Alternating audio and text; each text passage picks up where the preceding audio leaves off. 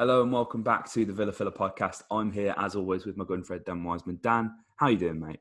I'm not too bad at all after last night, mate. About 10 o'clock in the morning, time of recording. So, I woke up this morning still with a smile on my face, still with it very fresh in the memory. Watched the highlights again this morning, obviously, to prepare for this, mate. And some of those goals, they just get better every time you watch them, don't they? Yeah, I think noticeably what's a big change, especially in the first goal, and we'll just get straight into it here, is the movement we saw from Jack, how he, first of all, the ball played from McGinn is sublime. There's some brilliant work from Matty Cash in the build-up to that. I think he had a really good game. The ball that they just cut open the back three, and that's the kind of killer ball that you're looking for when you're playing against the back three, because it's kind of harder to organise yourself. You don't really know who's picking up who. Communication is just that bit more difficult when there's an extra man to organise with. And I don't think we've seen a run like that from Jack since the Championship days with Tammy up front and Tammy kind of looking for that run in beyond. And it was a great finish. Jack stayed composed. What a way to put us 1-0 up straight away, Dan. Yeah, it was great, mate. And that's what you wanna see from Jack, because he doesn't get himself, as you said, into those positions far too often. That it's such a creative run, and it's such a really intelligent one too. And that's what I like, the way that he bends it, the way that he times it. The timing is absolutely perfect, and that's what, putting Grealish aside, that's what we haven't seen from John McGinn in so long. Yeah. I was starting to get a little bit worried, and I think I said this on the podcast, is that after Sheffield United, I was a little bit concerned because we hadn't seen the best of John McGinn for so long. Obviously, it came back through lockdown. I don't think he was fully fit then. Yeah. But even going back before that, to just before his injury, I don't think we were seeing him at his best. He was playing with injections at the time, I think. And so I was a little bit worried. But this game, especially, we certainly saw exactly what him and Grealish are capable of when they're on that wavelength, and when the two of them are playing in sync. It's almost as if John McGinn picks his head up, knows exactly where Jack's going to want to be, exactly where Jack's going to want to go, drops that ball over the top. It's a rush of blood to the head from Areola. I don't really know why he comes out for that one. I think if he stays on his line, he can narrow that angle, and you fancy him to make the save from that tight angle. But no, credit to Jack for getting it underneath him as well. Like 4 minutes into the game, a great start. And I think against those teams like Fulham, mate, it's important that you get yourself off the mark early on, because in a game where you're away, you probably should be getting a few goals. Yeah. I think Fulham they've conceded 10 goals in their first 3 games to a season, which would have been a Premier League record if Baggies hadn't conceded 11 this season. So when you go to these teams, you're aware you should be scoring. You get yourself off the mark early on, and it puts you on the right foot, doesn't it? It does. Scoring within 4 minutes as well, generally unheard of for Villa, especially at a tough place to go like Craven Cottage. We don't have a good record there. I don't think we've won there since about 2013. It's always been very difficult there. So, mentally, there's going to be a few players there who've played there before, like Jack, etc. So it's good to see that burden wasn't too heavy on them, obviously getting the job done as well. A man who I'm constantly finding myself on the podcast just apologising to for anything I may have said in the past. Conor Hourihane I saw his stat on Twitter, obviously he got the second goal. Since lockdown returned, he has the most goal contributions of any Aston Villa players in that squad. I believe it's 4 or 5 assists and a goal. He's really stepped up to the Premier League, and it pains me to say it, not because I don't believe in Conor or any of this, just because I thought I was dead adamant that he wasn't a Premier League player, but he's proved his worth time and time again. And it was such a nice movement, Dan. The ball out from the left, obviously Watkins drifted wide, lays it onto Grealish in the middle, passes it to McGinn. A lovely little, stop there from McGinn to kind of kill the ball, which allowed Conor to come in and score on his weaker foot. It was a movement that you just dream of seeing Villa play. Like, that is Dean Smith ball in full fruition. It's the kind of goal you look to score on FIFA. It was such a good movement, and for Connor to end that, I think it was really good for him as well. Really. Yeah, for sure, man. Look, I mean, it's so flowing. It's lovely. It's almost choreographed. You felt like Yeah. the players had almost done it before. It's that sort of the improvisation is just amazing to lay it off to one another. And the first time football is divine, mate. It really is. Connor's first league goal since Boxing Day, which surprised me. Wow. He's racked up plenty of assists since then. Sorry, but no, mate. Look, you all know, everyone knows that's been watching us for a long time, and I'm the founding member of the Conor Horahan fan club. I've been backing this. Yeah. Him and Oyan Neelan, I've been backing since day one. No one can deny me of that. We have proof. It does. It does. It does make me happy to see him doing this. Look, mate, he's a flawed player. Don't get me wrong. I love what he offers going forward. I'll maintain that he's just as much of a goal threat as anyone in this squad. He's just as likely to go and get a goal and an assist as McGinn, as Grealish. The numbers will tell you that too. And look, going backwards, there is a bit of a problem. I don't like too much of what he does on the defensive end. I think there's, he doesn't really carry much weight or presence in a midfield when you're trying to set up as two banks and stop attacks. But look, when he goes forward, I think Villa fans have to admit that his goals and his assists are crucial to this team. I was tweeting this last night. He then goes and gets an assist for the third goal. I mean, look, the third one is barely worth talking about, mate. The defending from Fulham is absolutely appalling. Yeah. No one goes with Mings. It's a great ball from Gunner, puts it into the right area, and Mings can only tap it home. Nobody goes with any of the Villa players, let alone Tyrone. If you're a Fulham fan, you'd rather see someone charging back into the box and put it into their own net trying to clear it than what you saw it like. No one goes with him. But it's another goal, another assist for Connor. FPL managers, get him in your team. Yeah. He's going to get you points. He's cheap, and I think it's very rare we talk about FPL on this pod, mate. I'm an avid player, but yeah, Connor, I put him in my team. I don't think we're going to be signing a centre mid before the window, but unless it's Loftus-Cheek, which to be fair is rumbling. I think Dean actually commented on that last night, so I'll correct myself there. Unless it's Loftus-Cheek, kind of still going to be around, kind of still going to be picking up these goals and assists, mate. And I'm happy to see it because he keeps proving everyone wrong. Absolutely. And in terms of the third goal as well, obviously you've kind of explained it there, but I think that the foul from Adoy on Grealish was quite telling, because how many times do we find ourselves in these situations where Villa are on top, they're able to kill games? It's not very often, and when the odds are stacked up against you, you're playing on the counter attack. If Adoy doesn't foul Grealish, or if Grealish doesn't go down, and which, to be fair, Adoy had a handful of his shirt, so I don't think Jack could have done any more than what happened. There's a very good possibility that Villa scored from that counter attack, but Villa a year ago would have made a mess of that free kick. So regardless of what Fulham did or didn't do defensively, it's important that Villa have managed to capitalise from these situations, because how many times would it be a flat ball from Connor, doesn't beat the first man, Fulham then go on the counter attack and score? Yeah, I think it's one of those where, look, it wasn't a perfect performance, mate. There were still things still a couple of things which still lingered from last season, problems that I hoped we'd have gotten rid of by now. Dean Smith takes way too long to make a substitute. And this is one of my biggest peeves with him, is that our first sub came at 75 minutes. And you could see, Micho obviously put the ball in the net. We're let off. Bobby Reed put the ball in the net. Martinez spills that shot, which is something I didn't think he had in him, to be fair. That was a little bit sort of eye-opening. Obviously, Mings goes up to head that shot away, doesn't get there, which I think puts Emi off, and he's let off by Micho fouling Konsa. Dean Smith, Fulham were growing into the game.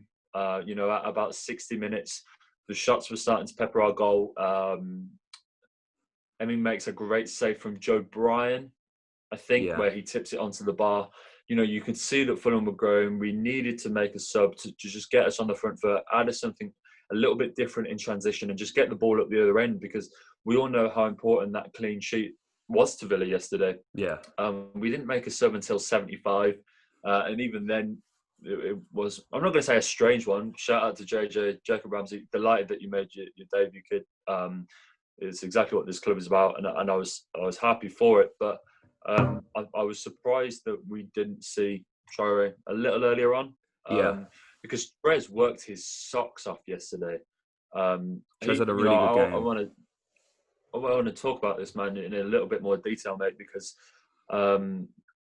he must have gone away and worked so hard in a very small pre-season to get himself ready for the season, and he looks such an exciting player. I mean, mate, I've got Traore printed on the back of the home shirt. I'm so excited for that guy. But even I said, you can't take Trezeguet out of the team at the moment. I don't No, think we're going to see Traore start, because what Trezeguet offered yesterday, in terms of work rate and creativity, he looks so much more clinical and precise in the final third.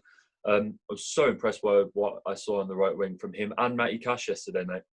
yeah, it was. I think there's so much of an impetus on Villa attacking down the left. That's where Grealish plays.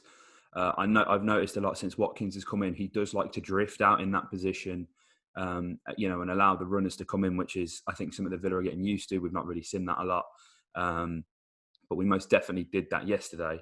But there's often times where the ball gets switched up to that right hand side. Matty Cash is in acres of space. He can run forward. There was a few times where, I've got to be honest, I thought he was a bit weak in the tackle, maybe was just on the wrong side of the attacker. Still managed to make it though. These kind of things are going to get ironed out, I think. When you look at Cash, there's so much outrage that Gilbert is not in the squad, all this. And to a certain extent, I get the fanfare with Gilbert. He's a big tackler. He says the right things, and that's the kind of person you want in your squad. Like, I can't dispute that. Like, I like Fred, but I don't think anyone can argue that Matty is a huge upgrade on what Fred offers. And I saw someone tweet, and it got a couple hundred likes, that Gilbert is a Premier League fullback, and I think that is very, very generous. The tackles he makes are purely out of necessity, because he's constantly finding himself out of position and things like that. I'm probably going to get slandered for this in the comments, guys, so let me know what you think, Gilbert or Cash. But mate, it's night and day between Gilbert and Cash, and what he offers going forward, the balls he puts into the box. He's such a good fullback, and I'm so excited. I mean, it's such an important position now. You just got to look at the likes of Trent, Robbo, what they've done, kind of revolutionising the fullback again. I think when you look at fullbacks before them, you look at Marcelo, you look at Jordi Alba, players like that who you think, okay, they changed the game for fullbacks. But then Trent and Robbo have taken it to another level in terms of goal contributions and what they bring to their teams. And by no means am I comparing Target and Cash to them two, but what they offer Villa going forward is so important. And yeah, I think Cash had a really good game. There's a lot to like about him. The fee's going to look like nothing in 3 years' time, mate, when you've got big teams sniffing around him for 50 million potentially. Really happy with Cash, and I don't think Target was too bad as well either yesterday. Didn't necessarily have too much to do himself. May have helped that he maybe knows the Fulham squad a bit from his time on loan there, so maybe he felt a bit more comfortable. Obviously, he trained with quite a few of them for a whole season when he was on loan. But no, nothing too disastrous from Cash there. But on Trezeguet, you can't drop the man, as you say. He pretty much single-handedly kept us up with the goals that he scored come the end of lockdown. And I think what we're seeing is a player who's finally settled into England and realised, as we've mentioned on many podcasts, Dan, there was never really any sort of danger of him, potentially being dropped or whatever. Like, there's now genuine competition. We saw how good Traore was when he came on. He looked to make about 4 killer passes, and a few of them came off. Ultimately, nothing came off, but from what Traore offered, he's quick, he's skillful. He offers something different because he's left-footed as well, which will give something Dean something to think about when he's picking his team. But I think what we're seeing is a really good reaction from Traore from, I've got to keep my space in this team now. This is serious. Yeah, no, absolutely, mate. And I think so much of the talk over the summer regarding transfers was on wingers, and it must have been a real wake-up call. And that's why I've been, Trez has given the reaction that I wished Anwar would have done. Like, I look, mate, I loved Anwar El Ghazi in the Championship. I think whilst he was still sort of a bit raw, and I didn't think his decision making was great at times. There's definitely a player there. Like in Anwar, he's still very young. I think he's 24, sort of around that age, and there's you do feel like with the way that he cuts in, with his ability to scare goalkeepers with that horrible sort of knuckleball shot, and the way that he strikes the ball and gets that different, and you do feel like there's a little bit more there. But he watched from the stands yesterday, and he must have cut a very lonely figure, because Trezeguet has made that step up in terms of his effort and his work rate and a desire to prove to. I spoke about this ahead of the Bristol game, mate, and Trez did exactly that in the Bristol game. I said that, we need players now, players that are on the fringes, players that have their positions threatened by players potentially coming in, to prove that you're the man, to prove that we don't need to go and spend 20, 30 million in that position. And whilst we've already gone and done that with Bertrand, I think the backup was a necessity. But what Traore has done has given Dean Smith the blessing in disguise that is a headache in these selection dilemmas, mate, because Trezeguet did not put a foot wrong yesterday. He did everything that was asked of him and more. He worked so tirelessly, and I'm really, really impressed by that, mate, because there were calls for his head last season, and I was one of them. I didn't think Trezeguet was up to it this season, and I'll stand by that. I'm not going to, become a hypocrite. I didn't think Trezeguet was up to it last season, but I've got to, drop my hat to the man this season and say that, look, he's put that work in.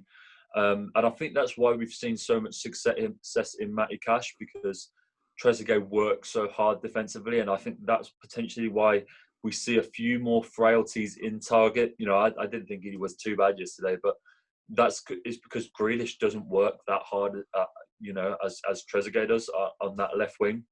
And so I think Matty Cash has the ability to maraud forward and bomb on down that right wing and cause all those problems on an offensive end, because he knows that worst case, if he does get caught out, Trez is going to be right behind him. And just to touch on before I hand it back to you, mate, the reason why, I was one of the ones that was so confused as to why Gilbert was being pushed towards the door and not Elmo, considering the age of Elmo, considering that, and everything like that, that Gilbert was fresher. He seemed to offer more, running power, and he's more of a, modern day fullback than Elmo. I think that's fair to say. But Matty Cash is just Elmo volume 2. So is Gilbert volume 2. Like he's just Gilbert leveled up. He can do all that Gilbert can do. He offers the runs. He offers those big tackles coming backwards. But he's more of a powerful runner. He's more of a presence. He's got better energy. He's got better fitness. He can cross the ball a lot better than Gilbert. And the reason why Elmo is the second choice fullback potentially is because he offers something different to that. I think Cash, as I said, is just Gilbert, but leveled up. At least with Elmo, there's that variation. He's not a fullback that likes to bomb on. He offers a bit more versatility. He can offer a deeper cross than I think both Cash and Gilbert do. I take us back to the Leicester goal that got us to the final. Those balls from deep, from sort of 30, 35 yards out that sort of curl back around the defence. He's one of the only players in the squad that can offer that with a right foot. And so that's why I think we're seeing that dynamic in terms of the two alternating fullbacks, is just because Elmo offers something different to Gilbert, and I don't think Gilbert is all too different to a superior Cash. Yeah, I think as well, not only is Elmo now a cultured centre-half, but that early ball that you've got to play in, I think, if you look at how Fulham play, that's them. They get the ball in from deep, put that at the back post to Mitro, hope that he can head it in. And, it offers something different. And when you're playing across that early, the defenders don't have a lot of time to react. So obviously it's going to favour the attacking team, and a player like Mitro's obviously going to relish in that. We saw what he did against Leeds. So it's good. It's good to have that kind of tactical variation. I think, as you've kind of touched on, Smith gets a lot of flack for not making the substitutes as early as possible. Villa aren't as tactically fluid as, let's say, a Leeds or a Liverpool or a Man City, where you can see the change in shape on the pitch and reacting to how the other team plays. I think Villa are very much stick to their principles. This is how we're going to win. If that doesn't work by 75, okay, then it's 4-4-2 with Keenan Davis and Ollie Watkins. That's how Villa play. So I guess having that variation with Elmo it is always a good thing. And speaking of Elmo, Dan, obviously we've got our game against Stoke City in the Carabao Cup progressing very nicely. Again, I'm going to see Dean's going to be making a lot of wholesale changes. 11 probably again. Jacob Ramsey, who came on. Shout out to Jacob, as you kind of touched on as well there, Dan. Great to see he got his Premier League debut. Albeit, didn't have much time, but these kind of minutes, they'll add up. It's experience. It's good that there's a clear path for these youngsters in the first team now. He's kind of proved that. I think Dean clearly rates him highly with how much game time he's been getting recently. And let's not underestimate Stoke. Since the lockdown, Michael O'Neill, really got that squad sort of firing. They were in danger of relegation. If I'm just trying to find the championship table now, because I didn't do the research before, but I know Stoke have had a very good start to the season and will certainly possess a different threat to what Burton and Bristol have offered us. Bristol made 8 changes. It's always going to be, even though Villa played their weekend side, Bristol clearly didn't want the hassle of the cup. I believe they were top of the championship last week, weren't they? They've had a decent start to their season. So, I think we take that game with a kind of grain of salt and going ahead down onto Stoke. It will be a bit more difficult, if and when, I'm going to say if, I don't want to tempt fate, we get past Stoke. We're coming up against the big boys now. There's not many championship teams or sort of lower end Premier League teams left in the competition. So we're really going to see what Villa are made of, on Thursday night, Dan, I reckon. Yeah, well, look, I think, if there's a good chance we go and win that game, I don't think that's too, I'm not tempting fate there. I think there is a good chance that we go and pick up a positive result in that game. But what I don't want to see, Villa fans do is get too carried away with this. For me, I think we go and beat Stoke, but then the games after that against Liverpool and Leicester are where we find exactly where this Villa squad are at. As you said, we said on air, mate, that we both didn't buy into, the sort of, that we're sort of nigh Pep Revolution Barcelona 09-10 good yet. Not which yet. is what Twitter is painting us out to be. Look, very encouraging signs. I think we'll go and beat Stoke, but then when we've got Liverpool and then when we've got Leicester, that's when we'll find exactly how much this squad has come on against 2 very good sides, 2 sides that have picked up some great results recently. Stoke themselves, tough game. They beat Wolves earlier on in the competition. It's at Villa Park, which is nice. It's the first cup game that we've played there, so it will be nice to see. Hopefully Bertrand go out and make his full debut at Villa Park. It'd be nice to see Jacob play at Villa Park for the first time. It's a shame that can't be there to go and support these boys. But look, I think we'll go past Stoke. But then when we go on to Sunday night, I think it's quarter to 8 kickoff against Liverpool, again at Villa Park. That's when we'll find out exactly where the squad is at, because they were immense last night. And so impressive against Arsenal. The scoreline didn't really reflect that, and Arsenal could have probably won the game, but Liverpool were just amazing. It's I know this game is at Villa Park, so this stat is sort of redundant, but it's 3 years and 5 months since Liverpool last lost a home game. That's crazy in the Premier League. That is mental, absolutely mental. These guys are the real deal, and that is, I think, a better yardstick in terms of finding out exactly where the Villa are at the moment, because the results against Liverpool were quite encouraging last season. Yeah, on the whole, the home one, we crumbled in the last few minutes and almost was so close to get a point, if not a win. The away game, we lost 2-0 and potentially could have got 1 and 2 a goals lot there, more yeah. from that.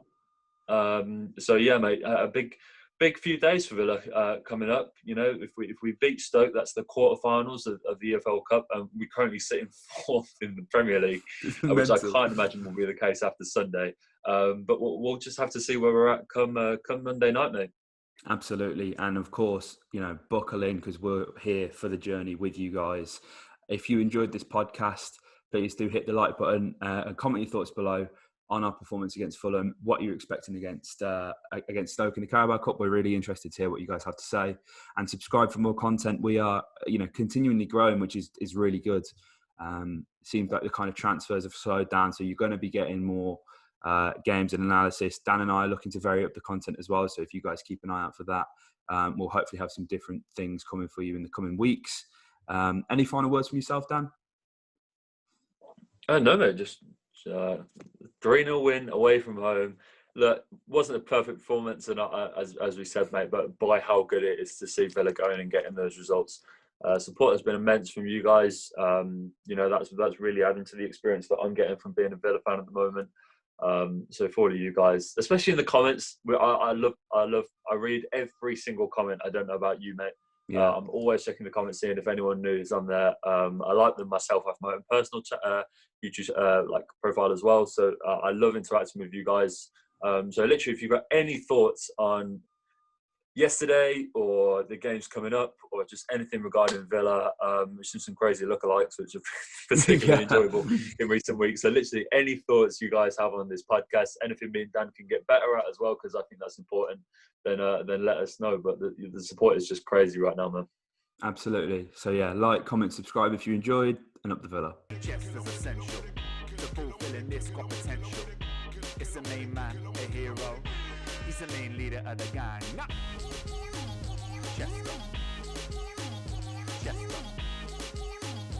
Chester. He's the main leader of the gang now. Chester.